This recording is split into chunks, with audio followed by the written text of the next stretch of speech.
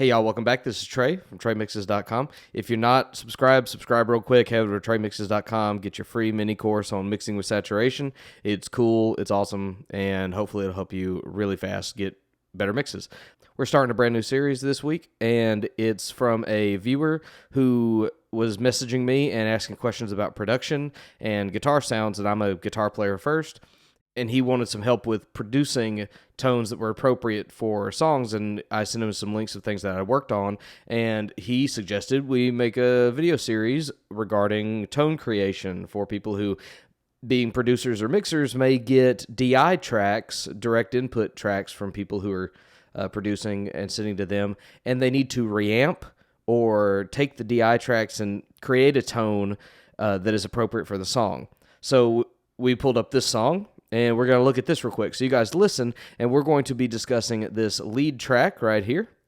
And this is a DI track that I was sent. It was my responsibility to come up with a pop tone that was appropriate for the song. So we'll talk about that production in a minute. And you guys just listen real quick and listen for the lead octave guitar part. Be there by your side. I'll find a way to make you smile each day that you're in my life. Don't need no reason why. Yes, I'll be there to pull you through whatever comes our way. All right, cool. So let's listen to the guitar part in solo.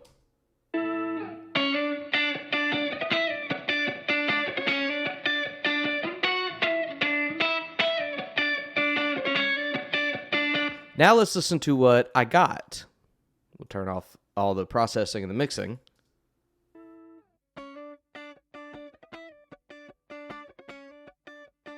And that's a direct input from a Strat guitar.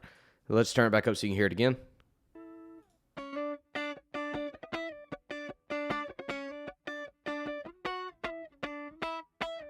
All right, so anyway, we're looking at this song. It's a real acoustic-y pop song, so we have to decide what's appropriate when it's up to us to come up with sounds. And in this world of digital amps, where you have the widest world of options available to you, you have a lot of say in what, if you're being sent things to reamp or produce, how your tones sound. So you want to make sure you're making good production choices for the song. So we knew, talking about this, me and the artist, that we wanted something that was really pop-driven, real appropriate for this style of music. My first thought would be something very edge-related, like U2.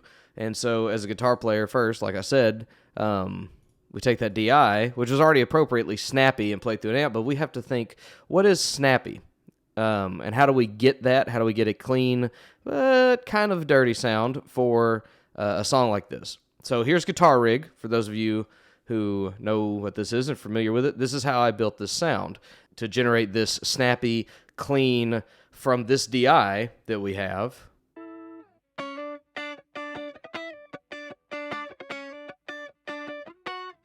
Into a different sound.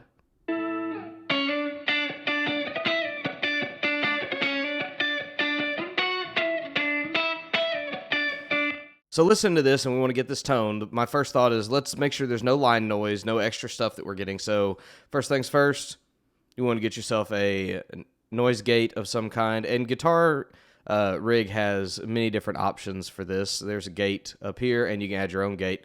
And so that's what I did. But some of this becomes practice, and you need knowledge of some amps. So clean and snappy, there's a few options in Guitar Rig, but you want to find something that's traditionally clean and snappy. So pick a jazz amp is how we settled on this one. But there's other good options, like an AC30 emulation, which I believe there is one in here. Here's an AC box, and a Tweed would have been a good option. But we settled on the jazz amp. And with guitars, most of your tone is in the mids, and you want to make sure that you have appropriate thickness. So with thickness, you can use your bass, which we settled on here, and added a lot of mids to really make it pop out of the track. So when you hear it, you're really hearing the beef of the guitar and not the sizzly high end, because this is clean. Clean sound, you want to make sure you don't have as much high end as other types of guitar sounds, because it will shred your ears. No extra effects here. The snappiness in guitar tones comes from compressors. When you hear that funky guitar and you need to get funky, snappy guitars, you want to slap a compressor on this and make this thing super compressed. This ratio is 14-1. That is pretty normal for super high level compression. Insanely fast attack, less than 1 millisecond. Insanely fast release, less than 1 millisecond. And we're knocking off a lot of gain here.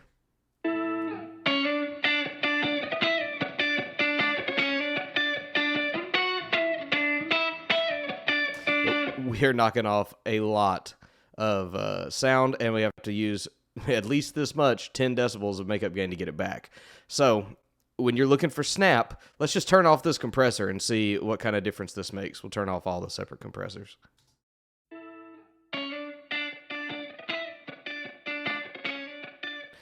You see how the here, we'll turn off the verb and the delay too. Do you see how the little clicks, the pick scrapes, the mutes, they're kind of hidden?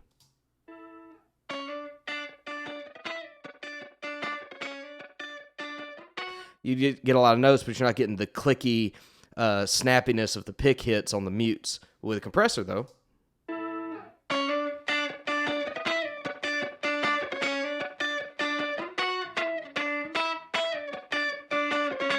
see how those mutes come right up to the same volume as the notes, so you get this real snappy, poppy sound that's really rhythmic and helps drive the track. Then, so it's not just all DI and amp. These cabinets and guitar rigs, and there's other free things out there for impulse responses. You want an impulse response that is appropriate so that it sounds like it came out of an actual amp. We turn off the reverbs so that this is even easier to hear.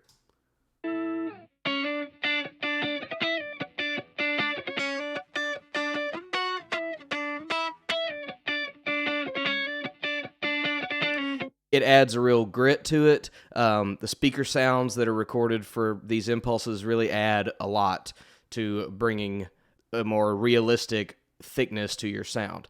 And then just some room. Now this is long, but a little reverb and delay go a long way to thickening it up and giving it space.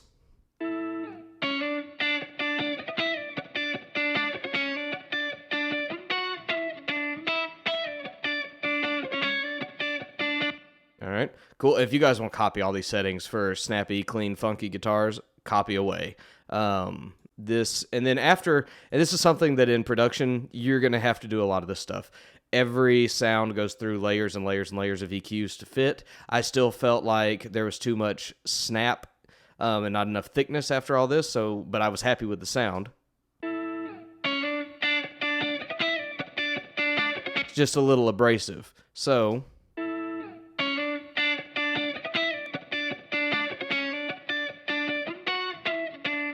just to try to even it out, just some smoothness, some low pass and high pass to get rid of any extra noise.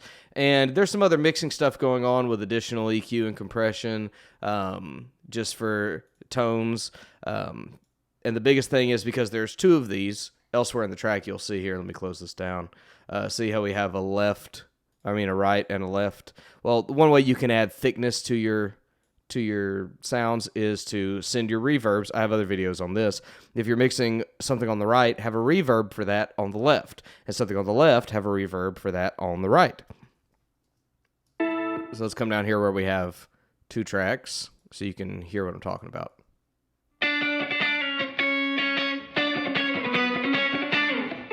So to add a real sense of space, this track has reverb on the right, it's panned to the left, and the other snap guitar here is on the right with reverb pan to the left. So it adds a real sense of space, particularly when you get them all stacked up.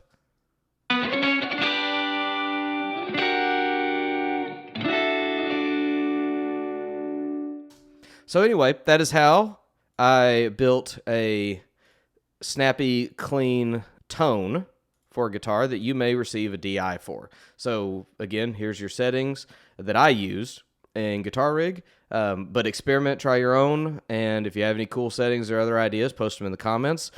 Share this if you have other guitarists and producer friends or someone you're sending guitar tracks to and you want them to sound like this, that's appropriate for their song. go right on ahead. Thanks again. Hopefully you found this useful, and there's going to be more tonal construction videos in the future. Thanks so much. Appreciate your time. Have a nice day.